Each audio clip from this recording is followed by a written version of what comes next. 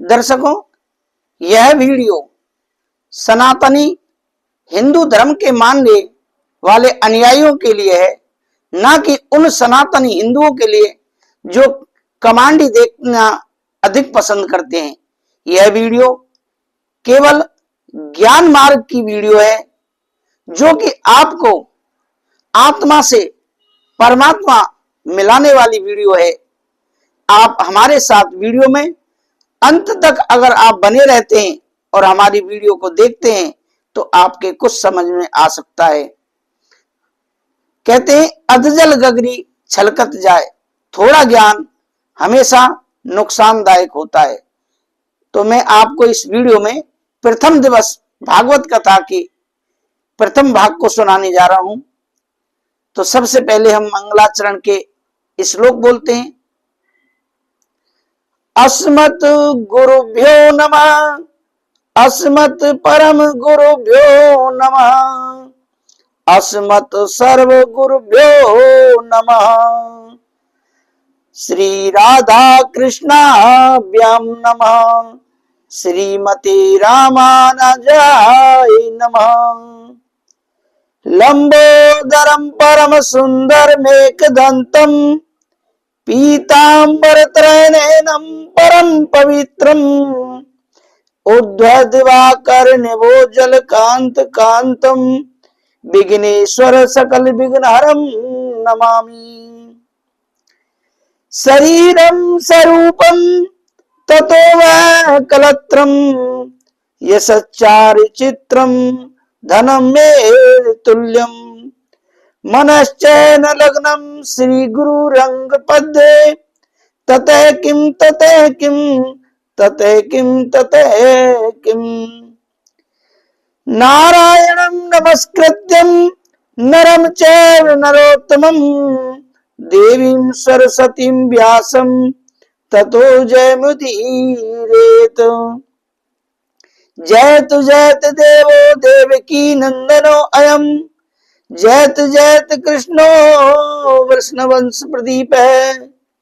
जयतु जयतु मेघ श्यामल कोमलांगम, जयतु जयतु पृथ्वी भारनासो मुकुंद। कृष्ण तुदीय पद पंकज पंजरांते, अद्वै में सदमानस राजहंस। प्राण प्राण समय कपवात पित्ते, कंठावरोधनो विदो स्मरणं कुतुस्ते। वरापीडं नटवरवपो कर्णयो कर्णकारं, बिभ्रद्वास कनक कपैसं वैजयन्तीं च मालाम्। रंध्रान वेणुधर सुधिया पूरयन् गोप वृंदै, वृंदारण्यं सपद रमणं प्राम साधु गीत कीर्ति।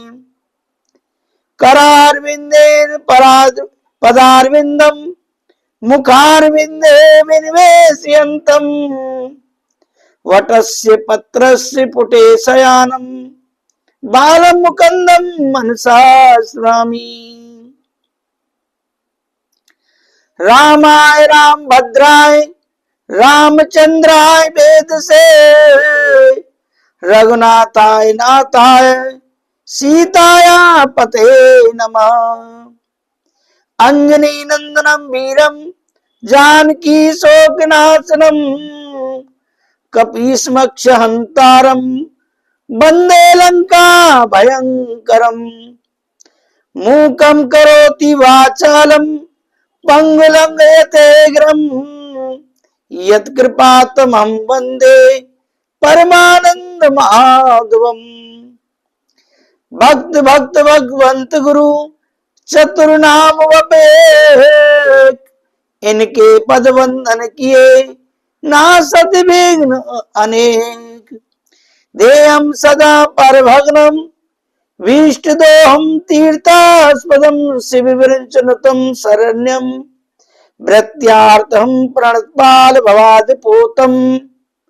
वंदे महापुरुष ते चरणारविंदम।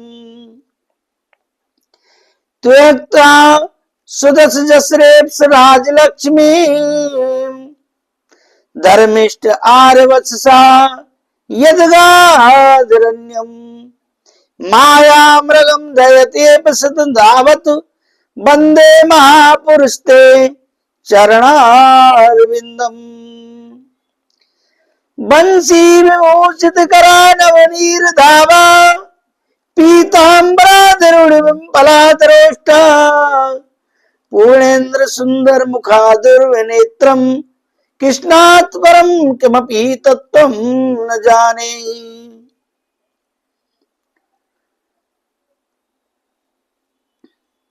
अज्ञान तिम्रान दस्य ज्ञानान जन शलाकया चक्षुरुन्मिलितं येन तस्मै श्री गुरवे नमः। अब मंगलाचरण की चौपाई बोलेंगे। ये हमने भगवान श्री कृष्ण की स्तुति की। कोई भी हम जब कथा प्रारंभ करते हैं स्तुति बोलते हैं। अब मंगलाचरण की चौपाई। जय जय श्री राधा रमण जय जय नवल किशोर जय गोपी चित चोर प्रभु जय जय माखन चोर। वृंदावन सो बन नहीं नंदगाम सो गाम बंसी बट सो बट नहीं कृष्ण नाम सो नाम।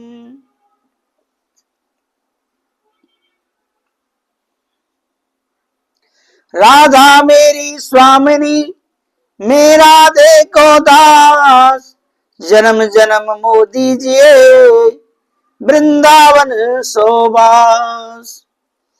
प्रेम सरोवर प्रेम को बड़ा रहो दिन रेन जहाँ श्री राधे पग धरे श्याम धरो दौने। मेरी भवादा हरो राधा नागर सो जातन की छाई पर श्याम हरित मन हो। अब हम थोड़ा सा भूमिका बोलते हैं, कृपया ध्यान पूर्वक सुने। परम मंगलमय भक्तवांछा कल्पतरु दीन बंधु करुणा सिंधु परात्पर अखिलेश्वर जगतपति अखिलेश्वर पीतांबरधारी योगी राज भगवान बालकृष्ण लाल की वांगमयी प्रतिमूर्ति शब्दमय प्रतिमूर्ति श्रीमद् भागवत महापुराण के चरणों में मेरा कोटि कोटि प्रणाम। श्री मेरे परम आराध्य राधा सर्वेश्वर भगवान अनंत कोटि ब्रह्मांड नायक अचिंत कल्याण गुणगान निधान सर्वेश्वर सर्वाधि अकारण करुणा वर्णनालय अकारण करुणा कारक सकल जन कल्प हारक परात्पर परम ब्रह्म अनंत कोटि कंतर्प दर्प दलन पटियान निर्गुण निराकार सगुण साकार जगदेक बंधु करुणेक सिंधु सच्चिदानंद घन परमात्मा श्री कृष्ण एवं श्री राधा रानी जी के युगल चरणारविंदों में इस दास का बारंबार प्रणाम। पूज्य गुरुदेव भगवान पूज्य माता पिता के चरणों में प्रणाम। गौ माता भारत माता 33 करोड़ देवी देवताओं को कोटि कोटि प्रणाम।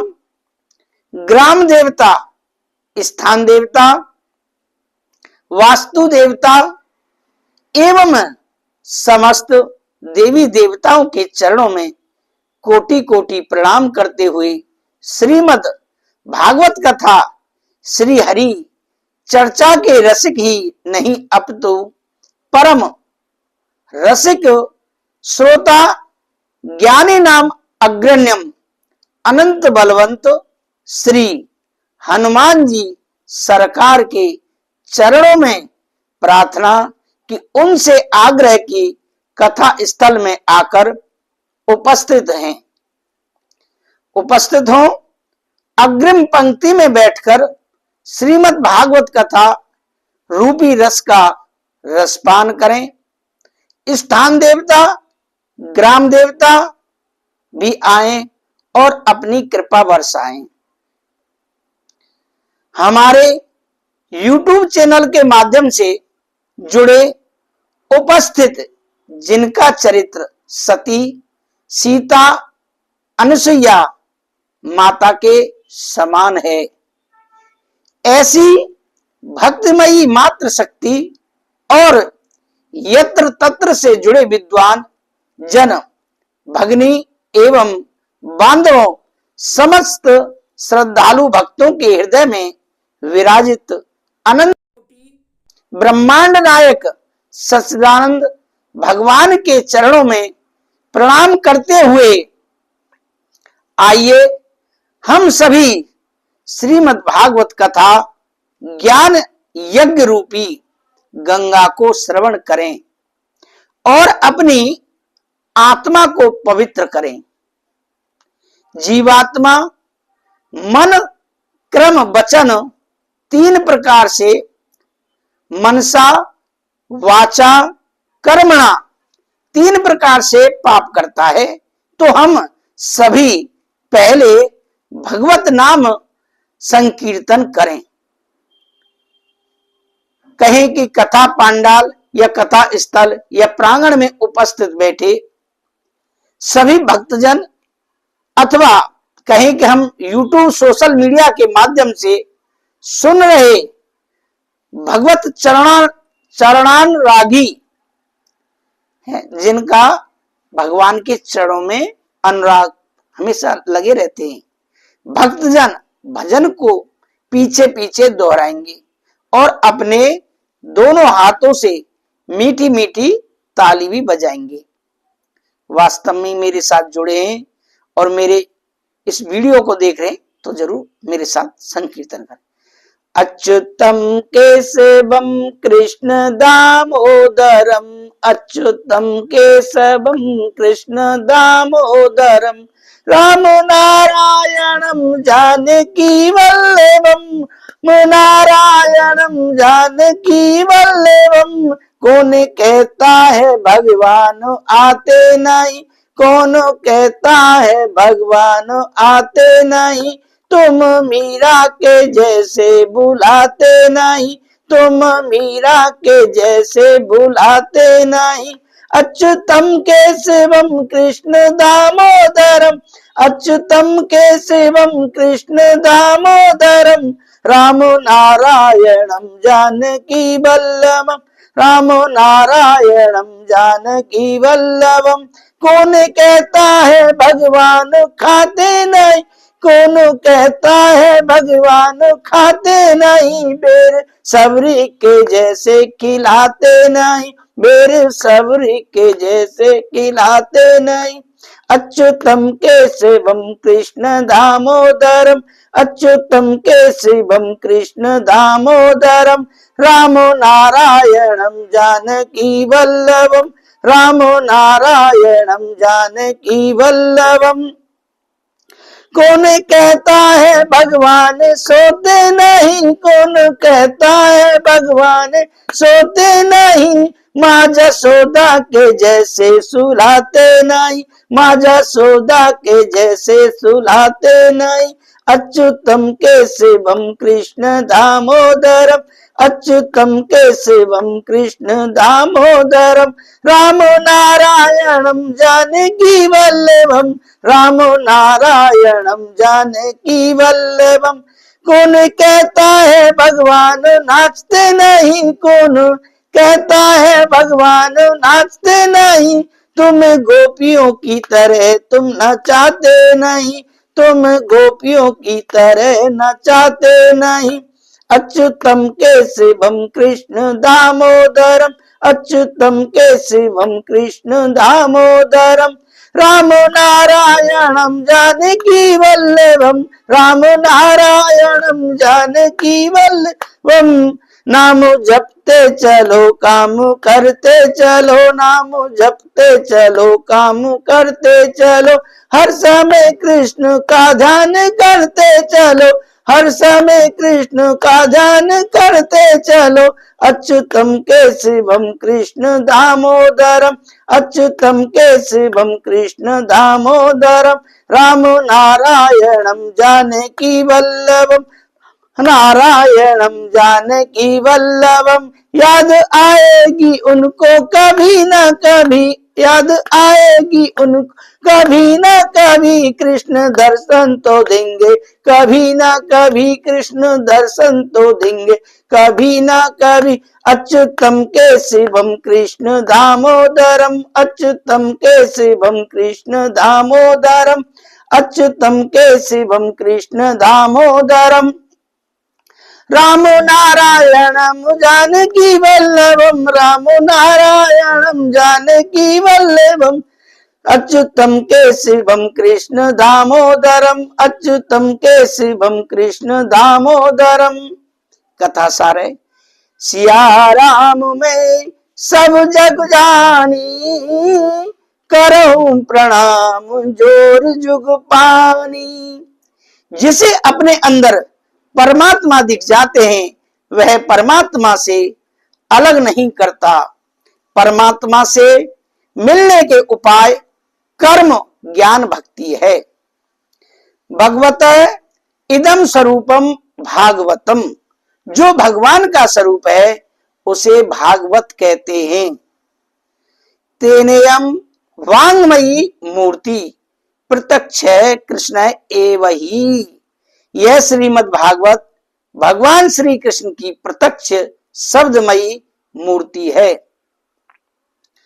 भगवत है प्रोक्तम भागवतम, भगवान ने जिसका उपदेश किया उसे भागवत कहते हैं। भागवत है चरितम यस्मिन तद भागवतम, जिसमें भगवान के परम पवित्र चरित्र का वर्णन किया है उसे भागवत कहते हैं।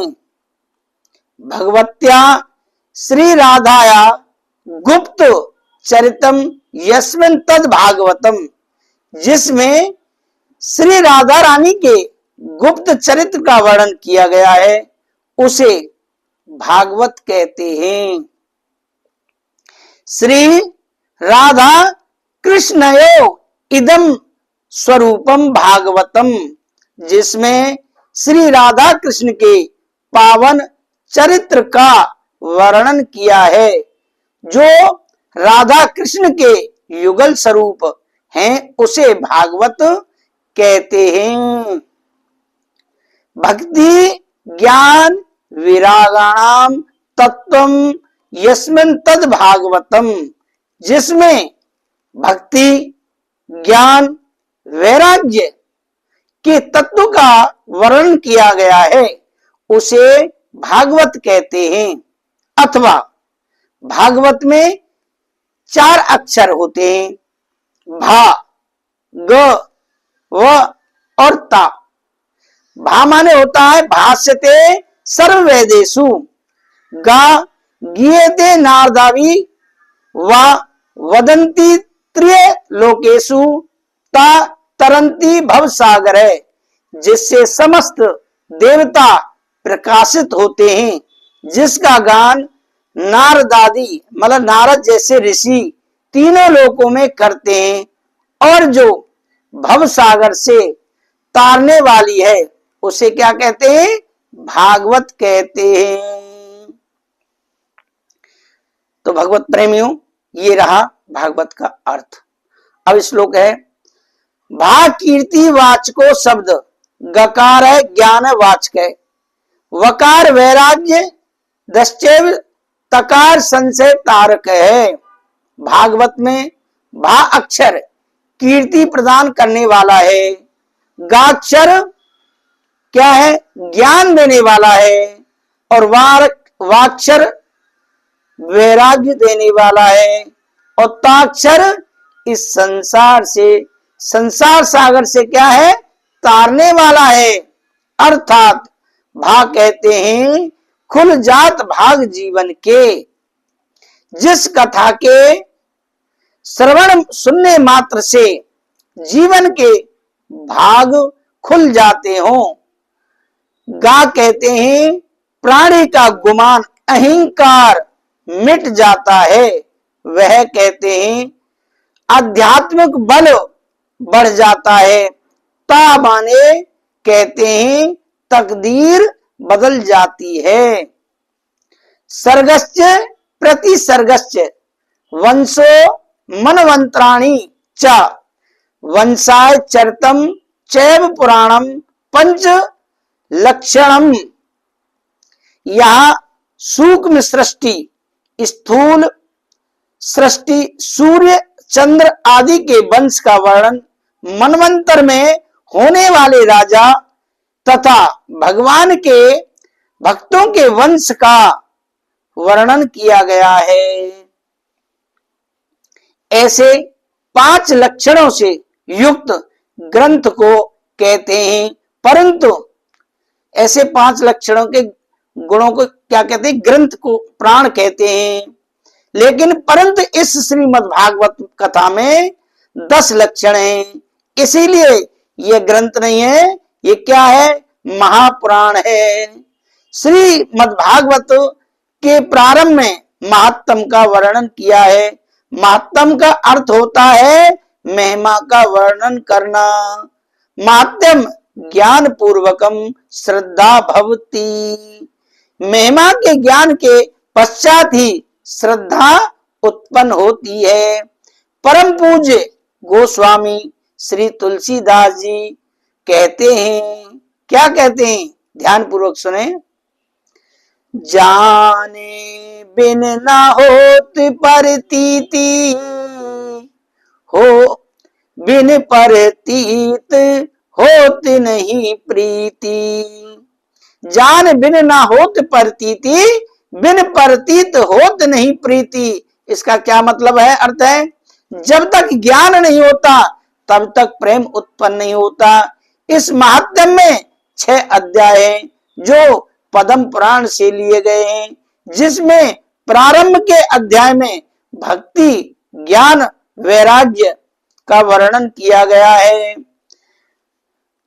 दूसरे अध्याय में पतित नीचे गिरे हुए धुंधकारी का उद्धार और अंत में एक अध्याय में भागवत सुनने की कथा बताई गई है। बाबा गोस्वामी तुलसीदास जी कहते हैं, बड़े भाग मानस तन पावा, सुर दुर्लभ सब ग्रंथ ही गावा। ये देह ना भक्तों बड़े भाग से मिलती है, लेकिन हम ऐसे ही गवा देते हैं। ये मानव शरीर प्राप्त होता है हमें बड़े भाग से, और यह मानव शरीर देवताओं के लिए भी दुर्लभ है, ऐसा सभी सदग्रंथों की घोषणा है। यह मानव तन अति महत्वपूर्ण है, क्योंकि यह साधन योनि है जिससे हम अपना परलोक सुधार सकते हैं। यह मानव तन ही मोक्ष का द्वार है। साधन धाम मोक्ष कर द्वारा, मतलब कि ये शरीर ही हमारा मोक्ष का द्वार है। यही मानव शरीर के लिए तो देवता भी तरसते हैं, उनकी अभिलाषा रहती है कि यदि मानव शरीर मिल जाता तो हम भी समुचित साधनों के द्वारा जन्म मरण के बंधनों को काट मोक्ष प्राप्त करने का उपक्रम कर लेते। ये देव योनि जो है का तो भोग योनि है, और अपने सत्कर्मों का सुख फल भोग कर पुणे देवों को स्वर्ग के इतर लोकों में गिरकर अनन्यान में भटकता रहता है। एकमात्र मनुष्य तन के द्वारा ही कर्म करके हम कुछ भी प्राप्त कर सकते हैं। यह मानव जीवन सब कुछ दे सकता है, यह मानव शरीर सब कुछ देने में सक्षम है। और श्रीमद् भागवत कथा ब्रह्मा जी ने अपने मुख से बोली। ध्यानपूर्वक सुने भक्तों, श्रीमद् भागवत कथा ब्रह्मा जी ने अपने मुख से बोली। और किसने लिखी? गणेश जी ने लिखी और भगवान विष्णु को सुनाई। उस समय, किस समय? जिस समय ब्रह्मा जी ने ये बोली और गणेश जी ने लिखी, उस समय केवल ये भागवत कथा 4 श्लोकों में वर्णित थी। वह 4 श्लोक इस प्रकार हैं, कृपया ध्यान पूर्वक सुने प्रेमियों। श्लोक संख्या 2, स्कंद 9 अध्याय 32 से 35वें श्लोक तक 4 श्लोक हैं। अहमेवास्मेवाग्रे नान्यद यद सत सत परम पश्चादहम यदेतच्च यो विशिष्टेत सोऽस्म्यहम् ऋतेर्थम यत प्रत्येतन प्रत्येत चात्मनि तद विद्यादात्मनो मायाम यथा भासो यथा तमः यथा महांत भूतानि भूतेषु चावचेष्णो प्रविष्टानि प्रविष्टानि तथा तेषु न तेष्वम् एतावदेव जिज्ञासं तत्त्वजिज्ञासुनात्मनः अन्व्यतिरेकाभ्यां यत स्यात् सर्वत्र सर्वदा। इसका भावार्थ क्या है? इसका अर्थ क्या है? ध्यान पूर्वक सुने भगवत प्रेमियों। भगवान कहते सृष्टि के पूर्व केवल मैं ही था, मेरे अतिरिक्त न स्थूल था न सूक्ष्म और न दोनों का कारण अज्ञान। जहां यह सृष्टि नहीं है वहां मैं ही हूं और इस सृष्टि के रूप में जो कुछ प्रतीत हो रहा है वह भी मैं हूं और कुछ बचा रहेगा वह भी मैं ही हूं। वास्तव में ना होने पर भी जो कुछ अवर्चनीय वस्तु मेरे अतिरिक्त मुझ परमात्मा में 2 चंद्रमा की तरह मिथ्या ही प्रतीत हो रही है, अथवा विद्यमान होने पर भी आकाश मंडल में के नक्षत्रों में राहु की भांति जो मेरी प्रतीत नहीं होती है, इसे मेरी माया समझनी चाहिए। भगवत प्रेमियों कृपया ध्यान दें, कितना अच्छा इसका भावार्थ है 4 श्लोकों का। भगवत प्रेमियों, अगर आपने ये 4 श्लोक ध्यान पूर्वक सुन लिए और पढ़ लिए, समझ लीजिए कि आपको जो श्रीमद् भागवत कथा में 18,000 श्लोक दिए हुए हैं, उस 18,000 श्लोक पढ़ने का जो पुण्य आपको प्राप्त होगा वह 4 श्लोकों का भावार्थ और प्रतिदिन पढ़ने से वही पुण्य आपको प्राप्त होगा। तो ये 4 श्लोक ऐसे ही नहीं है, बहुत ही, क्योंकि सबसे पहले ब्रह्मा जी ने गणेश जी से लिखवाई क्या? भागवत केवल 4 श्लोकों में वर्णित थी। अच्छा, दूसरा श्लोक कहता है जैसे प्राणियों के पंचभूत रचित छोटे बड़े शरीर में आकाश आदि पंच महाभूत उन शरीर के कार्य रूप से निर्मित होने के कारण प्रवेश करते भी हैं, पहले से ही उन स्थानों और रूपों में कारण स्वरूप विद्यमान रहने के कारण प्रवेश भी करते हैं, वैसे ही उन प्राणियों के शरीर की दृष्टि से मैं उनमें आत्मा के रूप से प्रवेश किए हुए हूं और आत्म दृष्टि से अपने अतिरिक्त और कोई वस्तु न होने के कारण उनमें प्रविष्ट नहीं हूं। अब चौथा श्लोक का क्या मतलब है? यह ब्रह्म नहीं, यह ब्रह्म नहीं, इस प्रकार निषेध की पद्धति से, और यह ब्रह्म है, यह ब्रह्म है, इस अन्वय की पद्धति से यही सिद्ध होता है कि सर्वातीत एवं सर्वस्वरूप भगवान ही सर्वदा और सर्वत्र स्थित हैं। वे ही वास्तविक तत्व हैं। जो आत्मा अथवा परमात्मा तत्व जानना चाहते हैं, उन्हें केवल इतना ही जानने की आवश्यकता है। तो भगवत प्रेमियों, ये चारों श्लोकों के भावार्थ होगी। यह स्वयं श्री भगवान नारायण के श्री मुख से ब्रह्मा जी के प्रति कुछ कथित श्लोक इस प्रकार हैं। अब ध्यान पूर्वक सुनिए। कुछ श्लोक इस प्रकार भी हैं, इनका कितना महत्व है, ध्यान पूर्वक। अगर आपने ये श्लोकों का भावार्थ सुन लिया तो पूरी भागवत आपके समझ में आ जाएगी। श्रीमद् भागवत नाम पुराण लोक विस्तृतम श्रवणया श्रद्धया युक्तो परम संतोष कारणम। क्या है? श्रीमद् भागवतम नाम पुराणम लोक विस्तृतम श्रृणया सिद्ध्या युक्तो मम संतोष कारणम। इसका भावार्थ क्या है? लोक विख्यात श्रीमद् भागवत नामक पुराण का प्रतिदिन श्रद्धा युक्त होकर श्रवण करना चाहिए, यही मेरे संतोष का कारण है। नित्य भागवतम, अगला श्लोक क्या है?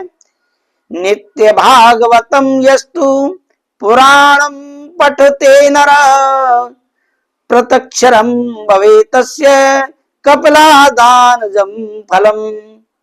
कितना महत्वपूर्ण अर्थ है, ध्यान पूर्वक सुनिए। जो मनुष्य प्रतिदिन भागवत पुराण का पाठ करता है, उसे एक एक अक्षर के उच्चारण के साथ कपिला गौ दान देने का पुण्य होता है। अगला श्लोक क्या कहता, देखिए, बड़ा महत्वपूर्ण श्लोक है। श्लोकार्धम श्लोक पादम वा नित्यम भागवतो ध्रुवम पठते शृणुयस्सतु गौसहस्रम फलम लभेत।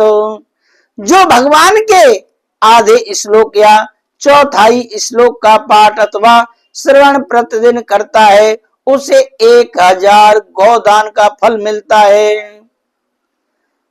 कितना महत्वपूर्ण श्लोक है। अब अगला श्लोक है, यह पठेत प्रियतो नित्यम श्लोकम भागवतम सुत अष्टादश पुराणानाम फल मापनोति मानव। पुत्र, जो प्रतिदिन पवित्र चित्त होकर भागवत के एक श्लोक का पाठ करता है, वह मनुष्य 18 पुराणों के पाठ का फल प्राप्त कर लेता है, पा लेता है। अगला श्लोक का भावार्थ क्या है? क्या है श्लोक? श्लोकम भागवतम चापी, इसको श्लोकार्ध पाद में लिखितम तिष्ठते यस्य ग्रहे तस्य वसाम्यम।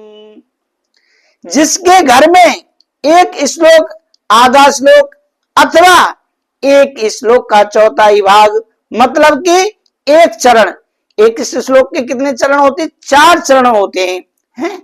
आपने देखो 2 श्लोक 2 लाइनों में लिखा होता है, तो एक लाइन के 2 भाग हो गए, तो चौथा चरण उसके घर में भगवान नारायण मैं निवास करता हूं। दर्शकों, जो भागवत का महात्म का प्रथम श्लोक है वह क्या है? ध्यान पूर्वक सुने। सच्चिदानंद रूपाय विश्वोत्पत्त्यादि हेतवे तापत्रय विनाशाय श्री कृष्णाय वयम नमः। जीवन की 3 बातें हैं जो बहुत समझने की हैं। यह 3 बातें सत चित आनंद, हम लोग बात बात पर कहा करते हैं। क्या कहते हैं? सच्चिदानंद सच्चिदानंद। सच कहते हैं अविनाशी को, जो पहले सत्य था, मध्य में सत्य है और अंत में सत्य बचेगा। परमात्मा अविनाशी है, वो सत्य है, पहले मध्य और अंत में वही बचता है। उस सत्य को ही हम सत्य कहते हैं। दूसरी बात है चित्त माने प्रकाश, यानी हम लोगों को कोई पुस्तक पढ़नी होती है तो हम बल्ब जलाते हैं, हमें प्रकाश चाहिए। लेकिन जिस परमात्मा को कभी किसी से प्रकाश लेने की जरूरत ही नहीं पड़ी। जिस परमात्मा को कभी प्रकाश लेने की जरूरत ही नहीं पड़ती, जो स्वयं प्रकाश है, साक्षात प्रकाश स्वरूप है, उसे हम चित्त कहते हैं। तीसरी बात है आनंद की, सच्चिदानंद। देखिए बहुत अच्छे अर्थ है। तीसरी बात है आनंद की। आनंद की परिभाषा शास्त्रों में बड़े सुंदर रूप में वर्णित की गई है। यह आनंद क्या है? श्री भागवत शास्त्र का आदर्श दिव्य है। गोपियों ने कभी घर नहीं छोड़ा। ध्यान पूर्वक सुने भगवत प्रेमियों, बड़े काम आने वाली चीज है। गोपियों ने घर नहीं छोड़ा। गोपियों का घर का काम करती थी, अपने घर का काम करती थी। उन्होंने स्वधर्म का त्याग नहीं किया, अपने धर्म का भी त्याग नहीं किया। वे वन में नहीं गई, फिर भी वे भगवान को प्राप्त कर सकी। श्री भागवत शास्त्र ऐसा मार्गदर्शन कराता है कि योगी को जो आनंद समाधि में मिलता है, वही आनंद आप घर में रहते हो भी प्राप्त कर सकते हैं। घर त्यागने की आवश्यकता नहीं है आपको, आप घर में ही भगवान को प्राप्त कर सकते हैं। घर में रह करके भगवान को प्राप्त कर सकते हैं, आप प्रभु को प्रसन्न कर सकते हैं। कहां? घर पर रह करके। परंतु आपका प्रत्येक व्यवहार भक्ति में हो जाना चाहिए, होना और हो जाना चाहिए। गोपियों का प्रत्येक व्यवहार ही भक्ति में बन गया था। घर में रह करके भी श्री भगवान का दर्शन हो सकता है। गोपियों को घर में ही परमात्मा का दर्शन हुआ। वह यही मानती थी कि जहां हम जाते हैं, हमारा श्री कृष्ण हमारे साथ हैं। ब्रज में ऐसी गोपियों के दर्शन करके उद्धव जी का ज्ञान का घमंड उतर गया था। उस समय जो है उद्धव जी अपने आप में ऐसे समझिए जैसे अपने आप में लोग ना पीएचडी करे हुए बनते हैं, बहुत पढ़े लिखे विद्वान बनते हैं। उस समय जो है का उद्धव भी अपने आप में पीएचडी पढ़ा लिखा बनता था गोपियों के सामने, लेकिन उसका भी घमंड उतार दिया गोपियों ने।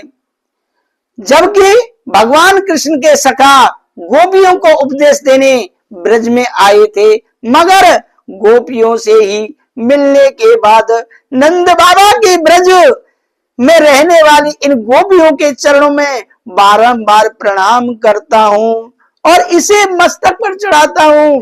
मैं आपको एक दृष्टांत के रूप में बताने जा रहा हूं कि आनंद का मतलब समझाता हूं। आनंद क्या होता है? भगवत प्रेमियों, अगर आपने मेरा पहला अध्याय पहले दिन की कथा सुन ली तो आपकी समझ में पूरी कथा आ जाएगी। मैं प्रतिदिन छोटे छोटे टुकड़ों में एक भाग तैयार करके आप तक पहुंचाने का काम करूंगा। लेकिन आप भी मेरे साथ जुड़ करके, अगर आप चैनल पर मेरे साथ पहली बार आए हैं, तो अगर आप वास्तव में भगवान की भक्ति करना चाहते हैं तो आप मेरे साथ YouTube चैनल पर जुड़ जाइए। आपको पूरी भागवत अर्था करके समझाऊंगा। हैं? अगर मेरे से कोई त्रुटि होती है तो आप मुझे कमेंट बॉक्स में लिख करके बता सकते हैं कि आपने यहाँ गलती की। देखिए, गलती तो हर किसी से हो सकती है। हैं? आप अभी सुन रहे हैं कि उद्धव जी गोपियों को समझाने आए थे, लेकिन वो खुद ही मूर्छित हो गए गोपियों की बात सुन करके। तो अब मैं आपको आनंद की बात समझाता हूं कि आनंद क्या होता है। एक चेला ने गुरुजी से कहा, गुरुजी आप मुझे भगवान से मिलाओ ना। गुरुजी ने चेला से कहा, कल सुबह 10 बजे मेरे पास आ जाना, मैं आपको भगवान के पास ले चलूंगा, आप स्वयं भगवान को देख लेना। चेला ने कहा, ठीक है गुरुजी। चेला तैयार हो गया। चेला बड़ा प्रसन्न हुआ। इससे अधिक सौभाग्य की बात क्या हो सकती है? हैं? गुरुजी कह रहे कि कल आ जाना, भगवान से मिला दूंगा। तो इतने सौभाग्य की बात क्या हो सकती है? भाई कल ही मिल जाएंगे भगवान। चेला को रात भर नींद तक नहीं आई और करवटें बदलता रहा। भगवान से ये बात कहूंगा, वह बात कहूंगा, प्रभु आप तो मुझे अपनी सेवा में रख लो। ऐसे ही पूरी रात सोचता रहा। गुरुजी ने चेला को 10 बजे बुलाया था, मगर वह चेला 10 बजे की बजाय वो गुरुजी के पास कितने बजे पहुंच गया? 8 बजे, 2 घंटे पहले ही पहुंच गया, क्योंकि उसको ललक थी भगवान को प्राप्त करने की। दर्शकों, भगवत प्रेमियों, मैं आपसे भी यही कहना चाहूंगा, अगर आपको भगवान की प्राप्ति करनी है तो आप मेरे अगले एपिसोड का इतना बेताबी से इंतजार करें कि कब दूसरा भाग आएगा। मैं निश्चित कहता हूं, अगर आपको भगवान की प्राप्ति नहीं हो जाए मेरी पूरी भागवत सुनने के बाद, तो मेरे पास आ जाना सीधा। तो चेला को जो है रात भर क्या है, नींद नहीं आई, और 10 बजे गुरुजी ने बुलाया था, लेकिन वह चेला कितने बजे आ गया? 8 बजे ही आकर के गुरुजी के पास बैठ गया। और गुरुजी ने कहा, बेटा आप आ गए? हाँ गुरुजी, ठीक है, तो अभी चल देते हैं। गुरुजी के पास एक बड़ा सा थैला था, उसमें सामान रखा था। चेला से कहा, थैला उठाओ, चलते हैं। चेला ने थैला उठाया है, थैला, एक बड़ा सा थैला गुरुजी ने तैयार कर रखा। चेला आएगा तो उसके कंधे पर रख दूंगा, कमर पे। भाई चेला का काम क्या, ये होता है चेला तो। और मन में बड़ा प्रश्न है कि गुरुजी भगवान से मिलाएंगे, गुरुजी भगवान से मिलाएंगे, गुरुजी भगवान से मिलाएंगे, गुरुजी भगवान से मिलाएंगे। हैं, आप भी ध्यान रखना, आप हमारे एपिसोड का इसी तरह से ध्यान रख, बेताबी से इंतजार करें कि हम भी भगवान से मिलाएंगे। और भगवान से कैसे मिलाएंगे, आपको अभी सच्चाई बता देते हैं कि किस तरह से भगवान को मिलाएंगे। अगर आपने हमारे इस एपिसोड को देख लिया तो निश्चित ही आप अगले एपिसोड का इंतजार करेंगे, अगले भाग का इंतजार करेंगे कि भैया जो एपिसोड आएगा उसे जरूर सुनना है, भगवान से मिलना है। जिसको भगवान से मिलने की चाहत है वही हमारे एपिसोड को, भाग को देखेगा। अन्य कमांडी वाले नहीं देखेंगे, हमको यहाँ कमांडी करने वाले नहीं है, हम तो भगवान की चर्चा करने वाले। दिन प्रतिदिन एक भाग रोजाना तैयार करेंगे हम, है वह भाग आधा घंटे से 1 घंटे के बीच का होगा। आप समय निकाल करके सुन सकते हैं। और मैं निश्चित कहता हूं, अगर आसन पर बैठ करके, स्नान आदि से निवृत्त होकर के आसन पर बैठ करके सुनते हैं, तो मैं निश्चित कहता हूं हमारी पूरी भागवत सुनते सुनते आपको भगवान की प्राप्ति हो जाएगी। है, हम आपको बिल्कुल एक एक शब्द से सुनाएंगे। तो थैला तैयार कर लिया गुरुजी ने, और थैला चेला की कमर पर लाद दिया। 10-15 किलो वजन था कभी थैले में। कभी जो चेला है, कभी इस कंधे पे रखे, कभी इस कंधे पे रखे, हैं। चेला परेशान हो गया, तो कभी सिर पे रख के चलते चलते थक गया, तो गुरुजी से कहा, गुरुजी थोड़ा विश्राम कर लूं, गुरुजी बहुत वजन है। गुरुजी ने कहा, कर लो। तो एक पेड़ के नीचे गुरुजी और चेला विश्राम करने लगे। चेला बोला, गुरुजी अभी और कितना चलना है? गुरुजी ने कहा, बेटा यह पहाड़ जो आपको सामने दिखाई दे रहा है, बस उसको ही तो पार करना है और भगवान मिल जाएंगे। इसके बाद भगवान का दर्शन हो जाएगा। चेला ने गुरुजी की तरफ देखा और बोला, क्या बोला? जरा हमारे साथ जुड़े रहे। मैं आपको वह कथा सुनाने वाला हूं कि भगवान की शायद लोग लगता है कि आज ही आपको लग जाए कि हमने भी भगवान को प्राप्त करना है? और बोला, गुरुजी में चलने से इनकार नहीं करता, लेकिन इतना बड़ा थैला, इतनी ऊंचा पहाड़ चढ़ना कठिन हो जाएगा। गुरुजी आपने थैले में इतना क्या क्या सामान भर रखा है? गुरुजी ने कहा, कुछ चीजें काम की हैं और कुछ चीजें काम की नहीं है। देखो, गुरुजी ने थैला भर रखा था 10-15 किलो वजन, और गुरुजी कह रहे कि कुछ काम की, कुछ, अरे भैया ऊपर जा रहे तो कुछ काम की चीजें ले जाओ, बिना काम वाली क्यों ले जा रहे हो? हैं? चेला ने कहा, गुरुजी जो चीजें काम की हैं उन्हें ले चलते हैं, जो चीजें काम की नहीं है वह निकाल देते हैं। गुरुजी ने कहा, ठीक है, जो चीजें काम की नहीं है वह फेंक दो। जब चेला ने थैला में सामान देखा तो उसमें कंडे, देखो गुरुजी ने क्या भर रखा थैले में, गुरुजी ने क्या भर रखा? कंडे, उपले, लकड़ी, पत्थर, चद्दर, दरी रखी हुई थी। अब दरी रखी हुई थी और दरी में वजन ही कितना होता है वह थैले में रखकर बड़े मस्ती से अंगड़ाई लेकर चल दिया। मतलब उसने जो है का कंडे उपले निकाल दिए, पत्थर जर रखी थी उसमें से चद्दर रख ली केवल, और वो सब निकाल के फेंक दिए।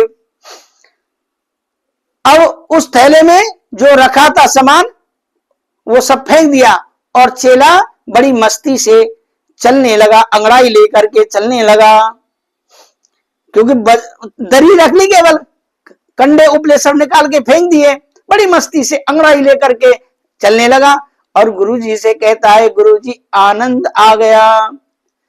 जैसे ही चेला ने कहा गुरुजी आनंद आ गया, गुरुजी बोले कि चेला चल वापिस। अरे भैया इतनी दूर से आए, बोले वापिस चल। आप तो, चेला बोला गुरुजी आप तो बोल रहे थे कि पहाड़ के उस पार भगवान है, भगवान मिलेंगे, आपने तो भगवान को दिखाया भी नहीं और आपने बोल दिया चल वापस। क्यों गुरुजी? गुरुजी ने कहा बेटा आपने अभी अभी अंगड़ाई लेते हुए मुझसे क्या बोला? चेला बोला गुरुजी आनंद आ गया। भगवत प्रेमियों मेरे साथ जुड़े रहें, वास्तव में आपको आनंद आएगा कथा में। है गुरुजी से कहा आनंद आ गया। गुरुजी ने कहा बेटा उस ईश्वर का नाम ही तो आनंद है। हम कहते तो हैं, गाते तो हैं, नंद के घर आनंद भये, जय कन्हैया लाल की, हाथी घोड़ा पाल की, जय कन्हैया लाल की।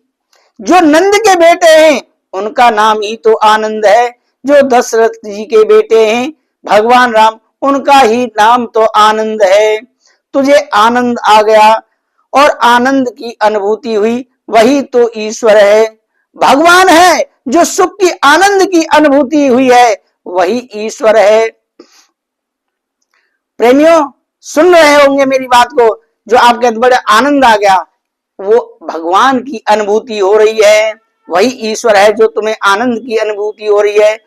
आनंद नहीं था जबकि आपने इस झोला में बिना काम का सामान ले रखा था, जब उसमें से बिना काम का सामान आपने बाहर निकाल दिया तो वजन कम हो गया, आनंद की अनुभूति होने लगी। है कब होने लगी? जो फालतू का सामान था वो फेंक दिया तो क्या होने लगा? आनंद की अनुभूति होने लगी। और ऐसे ही आप अपने जीवन में से बिना काम के सामान को बाहर निकाल दीजिए। जैसे आप कौन से सामान को बाहर निकाल के फेंकेंगे? अरे भैया मैं ये नहीं कह रहा कि पैसा को निकाल के फेंक देना तिजोरी में से, या आपके गहने रखे उनको फेंक देना, ऐसा नहीं बोलने वाला हूं। आप मेरे साथ जुड़े रहे। कौन कौन से सामान को बाहर फेंकना है आपने? क्रोध को, गुस्सा बिल्कुल ना करो, अहंकार को, जो आपके अहंकार भरा हुआ है, लोभ को, है। और आपको ही लोभ नहीं है, कहीं तो देखा है कोई दान भी दे रहा है पंडित जी को, अरे इतना मत दे, 500 ज्यादा है, 250 पकड़ा दे। अरे भैया ऐसा लोभी, अरे तुम तो लोभी हो और बीच में और दूसरे को भी ऐसा ही बना रहे हो, ऐसा काम मत करो। है क्रोध को, अहंकार को, लोभ को, लालच को और कपट तो जीवन का, इन चीजों को, क्या क्या चीज निकाल लिया आपने?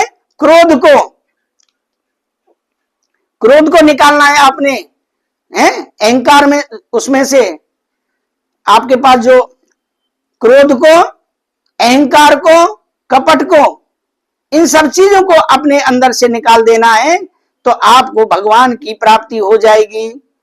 अगर आप इन चीजों को नहीं निकालते हैं तो कभी भी भगवान की प्राप्ति होने वाली नहीं है भगवत प्रेमियों। इसीलिए आप छल कपट से जो भी काम करोगे तो भगवान की कभी प्राप्ति होने वाली नहीं है। दर्शकों मैं आपको जो बताने जा रहा हूं तो वह बहुत ही आनंदमयी एक कथा है आगे मुंशी प्रेमचंद की। क्या कथा है?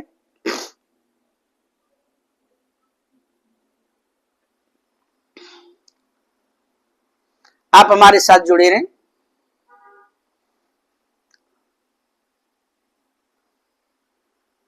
क्रोध और अहंकार, लोभ और लालच, कपट, तो जीवन का आनंदमय हो जाएगा। आप जो काम कर रहे हैं वह काम ईश्वर का है, काम समझें। जैसे कि एक उदाहरण के तौर पर मैं बताने जा रहा हूं, आप अगर अपनी जीविका चलाने के लिए डॉक्टरी का काम करते हैं, जो भी आप काम करते हैं, मैं एक उदाहरण के तौर पर बता रहा हूं कि अगर आप डॉक्टर हैं और डॉक्टरी का काम कर रहे हैं, तो यहाँ एक मुंशी प्रेमचंद जी का एक लेख से यही शिक्षा प्राप्त होती है। जैसे कि एक मिस्टर डॉक्टर चड्डा, मुंशी प्रेमचंद जी एक लेख में क्या कह रहे हैं, एक मिस्टर डॉक्टर चड्डा वह अपने शरीर को अपने आप एकदम फिट रखते थे। समय पर जागना, समय पर नहाना, समय पर खाना, समय पर क्लिनिक पर जाना। उम्र लगभग 50 साल की थी। वह अपनी क्लिनिक को शाम को 6 बजे बंद कर देते थे। उनका एक नियम था कि समय पर बिल्कुल जाना, एकदम हर काम को समय अनुसार करते थे। एक इधर उधर नहीं कि भाई सोने की जगह खाना खा रहे हैं, खाना खाने की जगह सो रहे हैं। 6 बजे बंद कर देते थे। उसके बाद वह गोल्फ का खेल खेलते थे। गोल्फ का खेल होता है बड़े बड़े लोग खेलते हैं। खेल खेलने के बड़े ही शौकीन थे गोल्फ का खेल। मिस्टर चड्डा, डॉक्टर चड्डा जो थे, 6 बजे अपने क्लिनिक का शटर डाउन ही कर रहे थे कि उसी समय एक बुजुर्ग व्यक्ति अपने इकलौते 8 साल के बच्चे को लेकर आ गया। उसको बड़ा तेज बुखार था। किसको? 8 साल के बच्चे को जो बुजुर्ग व्यक्ति लाया था।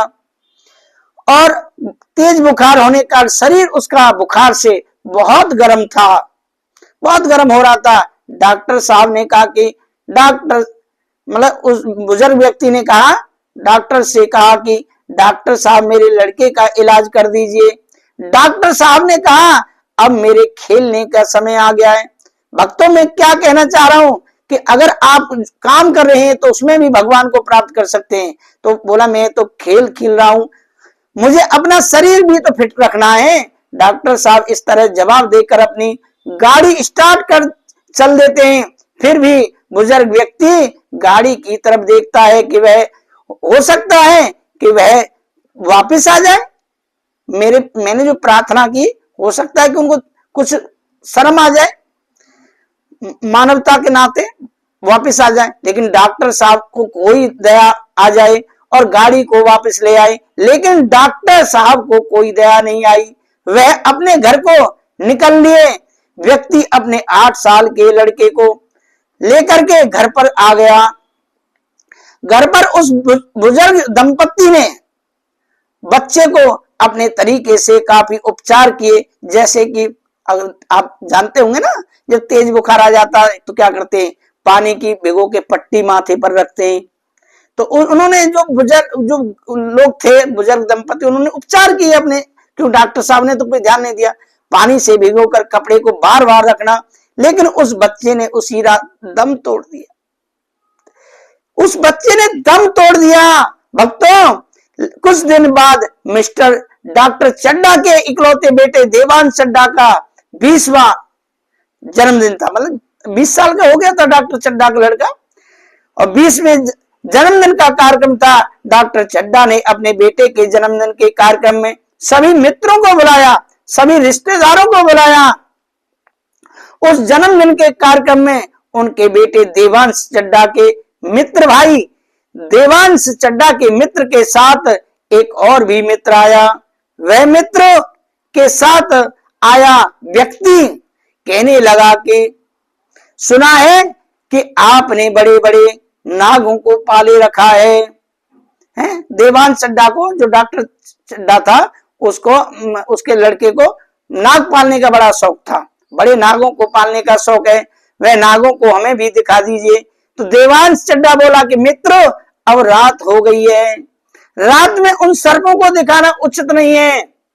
वह मित्र कहने लगा कि आपने उन सर्पों के क्या दांत तोड़ रखे होंगे, दांत तोड़ करके रखा हुआ होगा, इसीलिए आप नहीं दिखा रहे हैं। कोई ना कोई तो गड़बड़ी है, जब तो मुझे नहीं दिखा रहे। वो दोस्त जिद पकड़ने लगा कि आपने उनके दांत तोड़ रखे होंगे, इसीलिए नहीं आप दिखा रहे हैं। तो देवांश चड्डा बोला कि मैं कभी उनके दांतों को नहीं तोड़ता हूं। मित्र के साथ व्यक्ति ने जिद की तो देवांश चड्ढा उन सर्पों के पास लेकर गया और उसने काले नाग का दबा के मुंह पकड़ा तो काले नाग का जबड़ा बहुत जोर से दब गया। तो काले नाग ने समझ लिया कि भैया अब तो तेरा गोविंदाय नमो नमः होने वाला है, ये तुझे छोड़ने वाला नहीं है। देखो कहते ना कि नाग जो होता है दबा हुआ खाता है। नाग ने समझा कि अब तेरा ये गोविंदाय नमो मारने वाला है, आज तो मुझे ये मार ही देगा। जैसे ही देवांश चड्ढा की पकड़ थोड़ी ढीली हुई, धीरे धीरे कम हुई, तो एकदम उछलकर काले नाग ने देवांश चड्ढा को अपना डंक मार दिया है। और देवांश चड्ढा को जड़ी बूटियों को रखने का बड़ा शौक था। वह महंगी महंगी जड़ी बूटियां लाकर रखता था क्योंकि वो नागों का काम करता। भाई कोई गड़बड़ कर सकता है ना, तो वो जड़ी बूटी भी ला रखी थी उसने, डॉक्टर चड्ढा के लड़के ने, और वह हाथ पर लगा ली। जब वह यह बात मिस्टर डॉक्टर चड्ढा को मालूम हुई तो अपने पुत्र से बोले कि जिस उंगली में डंक मारा है उसको काट देता हूं तो सारा जहर निकल जाएगा। मगर उनके बेटे ने कहा कि मैंने अपनी जड़ी बूटी लगा ली है, मुझे अपनी जड़ी बूटियों पर बड़ा विश्वास है, क्योंकि वह रखता था, ये नहीं मालूम था कि अब जहरीला नाग है, तुम्हारी जड़ी बूटी काम करने वाली नहीं है। जब उसकी हालत बहुत खराब हो गई, शहर से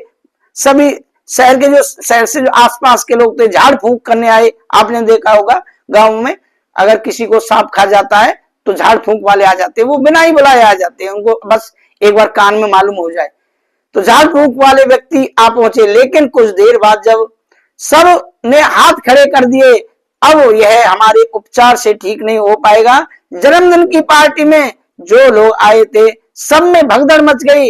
एक व्यक्ति रात में उस व्यक्ति के पास आया जिसका नाम राम नारायण था।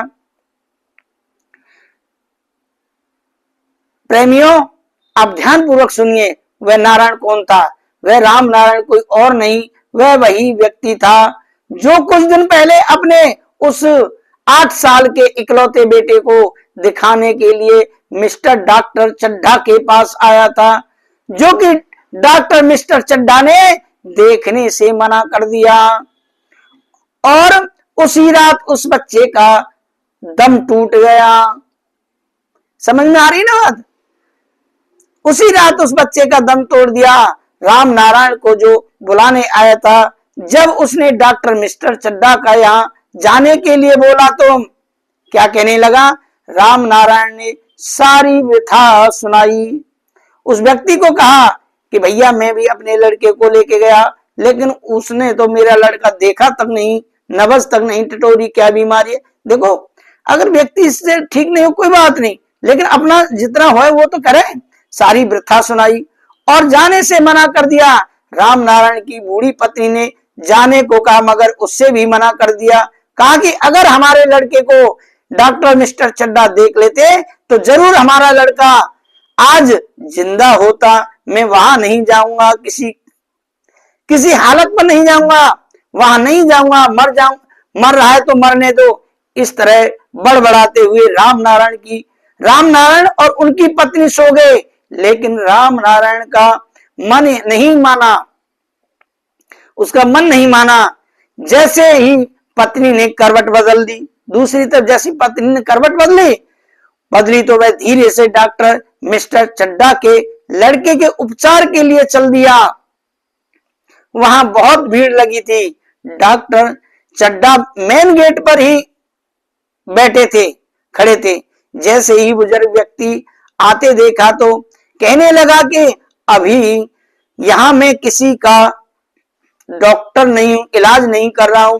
है मिस्टर चड्ढा ने समझा कि ये कोई बुजुर्ग व्यक्ति आया, इलाज कराने आया, तो वो कहने लगा भैया मैं अभी किसी का इलाज नहीं करूंगा, क्योंकि उसके लड़के की हालत सीरियस थी। मैं किसी का इलाज नहीं करूंगा, क्लिनिक भी 1 महीने बंद रहेगी।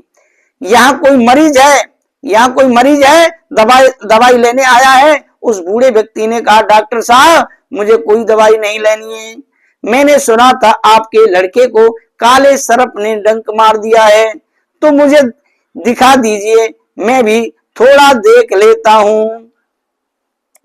राम नारायण ने मिस्टर चड्ढा के लड़के की नब्ज जैसे ही देखी तो लगा कि अभी कुछ सांस बाकी है, कुछ सांस बाकी है, और पानी मंगवाया और पानी से बार बार शरीर को पोंछने शुरू किया, मंत्रों से झाड़ फूंक की। तो देखते ही देखते देवांश चड्ढा खड़ा हो गया। जो मिस्टर चड्ढा डॉक्टर साहब थे, उनका लड़का धीरे धीरे खड़ा होने लग गया। देखने वालों की भीड़ हो जाने पर वह बूढ़ा व्यक्ति चुपके से वहां से निकल लिया और अपने घर पहुंच गया। जब डॉक्टर साहब, देखो वो बूढ़ा व्यक्ति उपचार करके निकल लिया। जब डॉक्टर साहब ने चारों तरफ देखा, वह बूढ़ा व्यक्ति नहीं मिला। किसी ने डॉक्टर साहब को उनके घर का पता बताया। किसका? राम नारायण का, जिसका 8 साल का बच्चा मर गया। अगर वो डॉक्टर साहब थोड़ा देख लेते, हो सकता है वो बच जाता। देखो भगवत प्रेमियों में क्या समझाना चाहता हूं आपको, आप ध्यान पूर्वक सुने।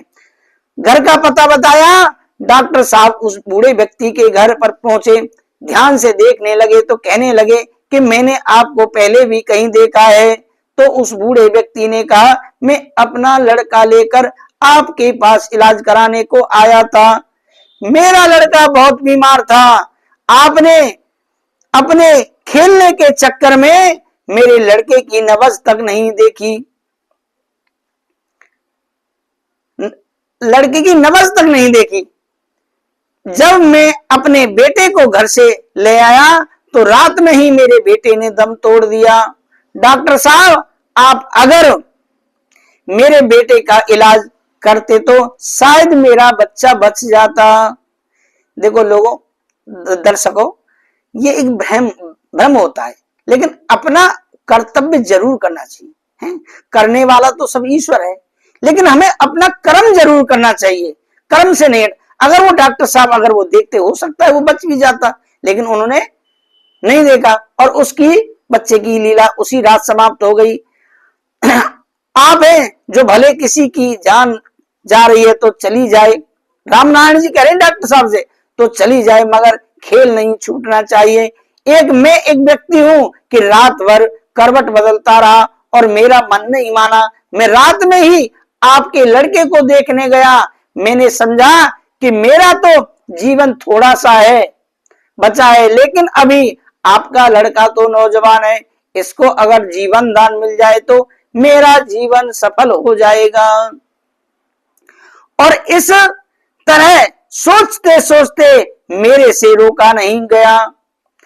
डॉक्टर साहब ने यह सब बातें सुनी तो उनकी आंखों में पानी भर आया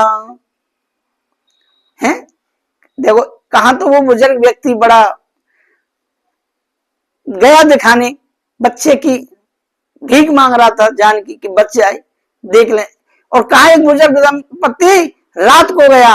हाथ जोड़कर बुजुर्ग दंपत्ति के सामने खड़ा होकर डॉक्टर चड्ढा कहने लगा कि आप मुझे माफ कर दीजिए, मैं माफी के काबिल तो नहीं हूं, मगर आप मुझे माफ कर दीजिए। अगर आपको भगवान ने कोई योग्यता, टैलेंट दिया है, भगवत प्रेमियों, अगर तुम्हारे पास कोई टैलेंट है तो उसको आप एक अपना कर्तव्य मान करके कीजिए। किसी काम को, किसी के काम, वह काम किसी के काम आ जाए तो समझिए कि आपकी जिंदगी सफल है और वह विद्या फलीभूत है। अगर किसी के काम नहीं आए तो समझ लें कि वह एक भार है, वह बोझा लिए घूम रहे हो। मुंशी प्रेमचंद जी के माध्यम से, ये लेख किसका है? मुंशी प्रेमचंद। मुंशी प्रेमचंद जी के माध्यम से यही संदेश देना चाह रहे हैं कि हमेशा अपनी इंसानियत का परिचय दीजिए। कि राम नारायण ने दिया इस कहानी का सारांश हमें सिखाता है कि आपके पास कुछ है तो उसको दर्शाएं, करें। जैसे कि गोपियां अपने घर का काम करते हुए भी ईश्वर को प्राप्त कर लिया, ना कि वो अलग से कहीं जंगल में गई तपस्या करने, हैं, ऐसा कुछ नहीं किया। तो आप अपना कर्म करते हुए गोपियों की तरह आनंद कंद भगवान श्री कृष्ण चंद्र जी को प्राप्त कर सकते हैं। विश्वोत्पत्त्यादेतवे, अभी एक ही श्लोक का अर्थ चल रहा है। सच्चिदानंद रूपाय विश्वोत्पत्त्यादेतवे तापत्र विनाशाय श्री कृष्णाय वयं नमः। है सच्चिदानंद, अभी सच्चिदानंद रूपाय विश्वोत, अब आ रहा है विश्वोत्पत्त्यादेतवे। विश्वोत्पत्त्यादेतवे का अर्थ है जो विश्व को बनाते हैं उसका पालन करते हैं, उसको फिर लय कर लेते हैं। बनाते भी वही है, बिगाड़ते भी वही है। तापत्र विनाशाय का अर्थ है तीनों प्रकार के तापों को नष्ट करने की जिनमें सामर्थ्य है। बाबा गोस्वामी तुलसीदास जी ने यहाँ एक चौपाई लिखी है। क्या चौपाई लिखी है? दैहिक दैविक भौतिक तापा राम राज का हुई नहीं व्यापा। दैहिक शारीरिक देह जनित अंगीय कायिक, जैसे कि हमें रास्ते में चलते चलते कुत्ते द्वारा काटना अथवा अन्य कोई शारीरिक कष्ट हो उसे कहते हैं दैहिक। अन्य कोई शारीरिक कष्ट हो जाना। अगली कहते हैं दैविक, जो कष्ट देवीय कारण से उत्पन्न होता है उसे दैविक कष्ट बोलते हैं। दैविक दैहिक दैविक दैविक ताप कहा जाता है। और जैसे अत्यधिक गर्मी, सूखा, भूकंप, ओलावृष्टि आदि अनेक कारण से होने वाले कष्ट को क्या बोलते हैं? इस श्रेणी में रखा जाता है।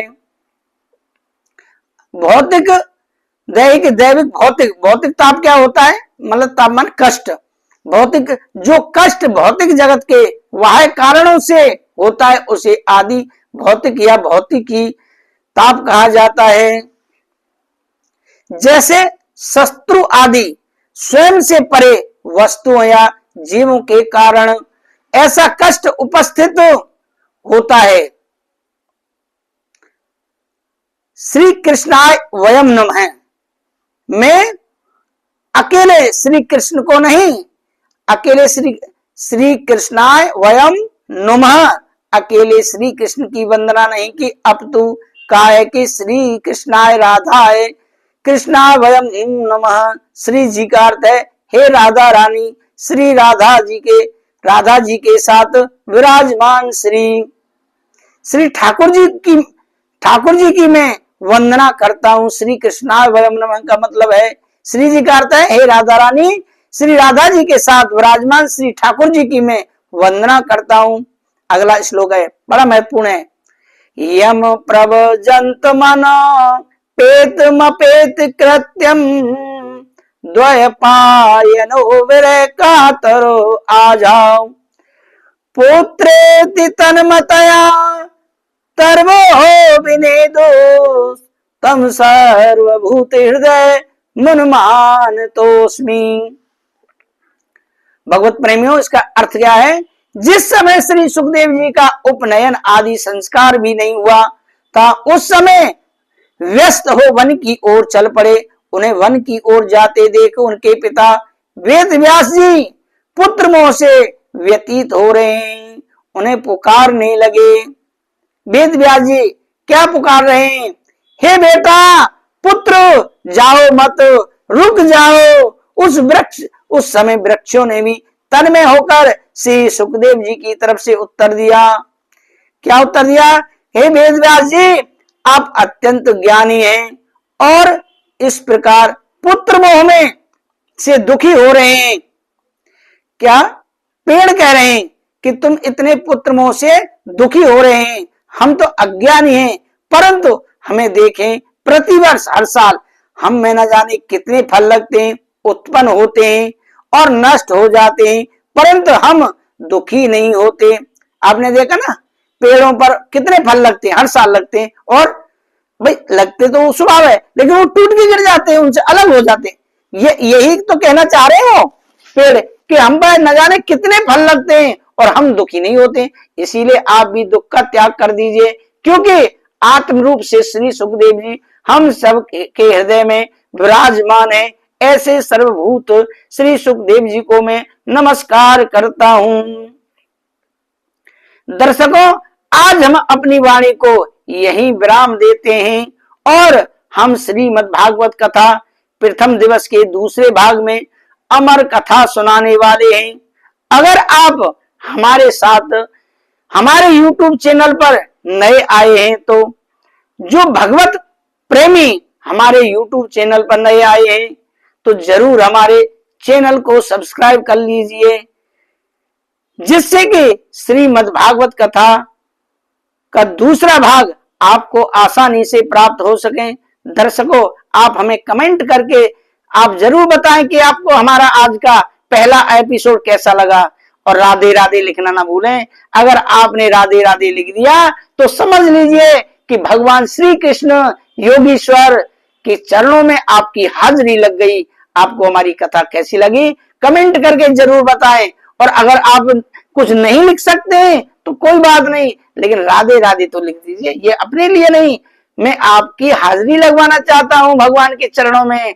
आप राधे राधे लिखें और अगर आपकी श्रद्धा भक्ति हो तो आप थैंक्स वाले बटन को दबा करके आप हमारी दक्षिणा स्वरूप, इस ब्राह्मण की दक्षिणा स्वरूप जो भी आप धनराशि भेंट कर सकते हैं श्रद्धा से आप कर सकते हैं। थैंक्स वाले बटन को दबाइए और उस पर दक्षिणा आ जाएगी।